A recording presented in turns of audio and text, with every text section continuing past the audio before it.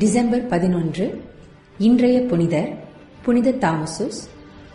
தோற்றம் 304, மறைவு 384. ரோமியில் பிறந்த இவருடைய தந்தை தம் மனைவியின் மரணத்திற்கு பின் அல்லது அவளது சம்மதத்துடன் குருத்துவ நிலையில் சேர்ந்தார். ரோமியில் இருந்த புனித லாரன்ஸ் ஆலயத்தில் திருப்பணி புரிந்து வந்தார். அவருடைய மகனான தாமசுஸ் என்பவரும் குருப்பட்டம் பெற்று அதே கோவிலில் திருப்பணி புரிந்தார். லிபேரியுஸ் என்னும் பார்ப்பானவர் திருச்சபையை ஆண்டு நடத்த இவர் பேருதவி புரிந்து வந்தார்.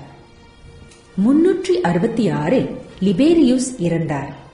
தாமசுஸ் பாப்புவாக தேர்ந்தெடுக்கப்பட்டு பதவியேற்ற சிறிது காலத்திற்கு பின் நேரிட்ட ஒரு நிகழ்ச்சியில் பலர் உயிரிழந்தனர்.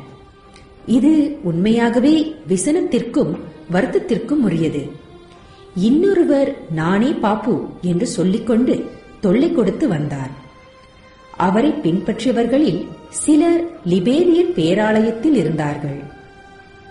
உண்மையான பாப்புவை பின்பற்றியவர்கள் அவர்களை பிடித்து சட்டத்திற்கு கையளிக்க விரும்பினர்.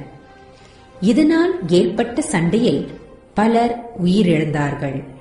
கடைசியாக வலந்தீனியன் பேரரசர் குறுக்கிட்டு நானே பாப்பு என்று சொல்லி வந்தவரை நாடு கடத்தி அமைதி ஏற்படுத்தினார். இந்த நிகழ்ச்சியில் சண்டை ஏற்பட்டதற்கு தாமசுஸ் காரணமல்ல என்று பழமை வாய்ந்த கிறிஸ்துவ எழுத்தாளர் அனைவரும் ஒருவாய்ப்பட கூறுகின்றனர். 368 ஆண்டிலும் 370 ஆண்டிலும் ரோமையில் தாமசுஸ் ஒரு சங்கத்தை கூட்டினார். 2 சங்கங்களும் ஆரிய பதித கொள்கைகளை கண்டித்தன. 374 ஒரு சங்கம் நடந்தது. அது அப்போலினாரிஸ் என்பவரது தவறான கொள்கைகளை கண்டித்தது. புனித ஏரோனிமுசுக்கு தாமசுஸ் மீது மிகுந்த மதிப்பு உண்டு. இந்த பரிசுத்த பாப்புவின் வாழ்வின் கடைசி 3 ஆண்டுகளாக ஏரோனிமுஸ் இவருடைய செயலாளராக இருந்தபோது ஏரோனிமுஸ் வேதாகமத்தை மொழிபெயர்க்க தாமசுஸ் ஊக்குவித்தார். இவர் ரோமியில் அநேக சீர்திருத்தங்களை ஏற்படுத்தினார். இவர் ஒரு கவிஞர், அழகாக எழுதுவார். இவர் வேத விசுவாசத்தின் தூய்மையை ஆர்வத்துடன் காத்து வந்தார். மக்களை ஒழுக்கமுள்ளவர்களாக்க விரும்பினார். கிறிஸ்துநாதரை போல் தாழ்ச்சியுள்ளவர், ஏழைகள் மீது மிகுந்த இரக்கமுள்ளவர் என்று பழமை வாய்ந்த எழுத்தாளர்கள் கூறுகிறார்கள். 18 ஆண்டுகளாக இவர் திருச்சபையை ஆண்டு 384 இறந்தார்.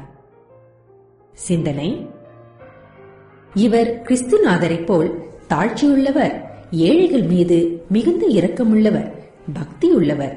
எனவே திருச்சபைக்கும் உலகத்திற்கும் ஏராளமான நன்மைகளை செய்தார். செபம்: ஆண்டவரே, எதிரிகளின் கையிலிருந்து திருச்சபையை காப்பாற்றும். ஆமேன்.